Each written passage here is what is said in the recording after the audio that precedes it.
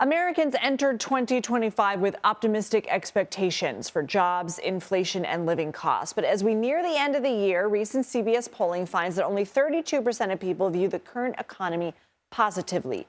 CBS News Executive Director of Elections and Surveys, Anthony Salvanto, joins us now. So, Anthony, did Americans' views of the economy change over the year? And what word did they use to describe the economy? Well, for context, all throughout the year, people said they didn't think the economy was good. In fact, if you go back years, people had said that in all the years from the pandemic in 2020 up through now. So the long answer to that question is things didn't really change. But let me show you what you teased there at the top, which was coming into the year, people, at least a slight majority, had good expectations for the economy. But at the time, they didn't see it as good. Did that change over time? Well, let me show you the thing I just described. This is those views of the economy. And as you said, only 32% in our most recent poll. The thing that's really driving that as we do this sort of year-end wrap-up for context, well, a lot of that was about cost of living. And a lot of that, we saw big differences by income. So that people saying the economy was good were more likely to be making relatively more money. But for folks at the relatively lower end there of the income and middle income scales, they were less likely to say the economy was good, and the same thing about their own financial situation. And that tells a lot of the story of the year. I'm showing you some charts here from snapshots throughout the year, but these were consistent things all through our polling, all throughout, about what Americans were saying they were feeling. Again, all of that driven by costs and prices. How far did people say their dollars were going? Well, that leads to this, and that really was important.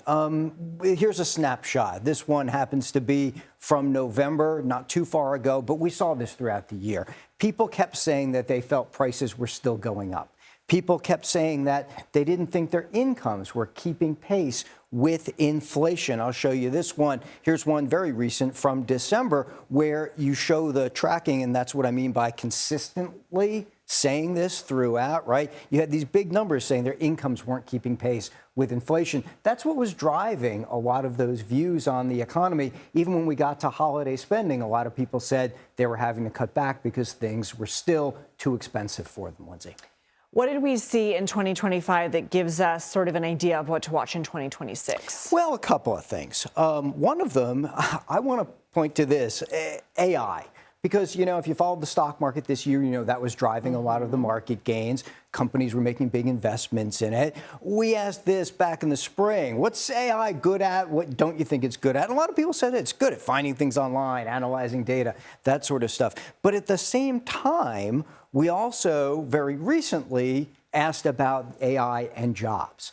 And you found this big number here, thinking that it will decrease the number of jobs available as opposed to increase them. And I think looking ahead to 2026, this is going to be one of the big topics, as it was in 25, and very much an economic, maybe becoming a political debate.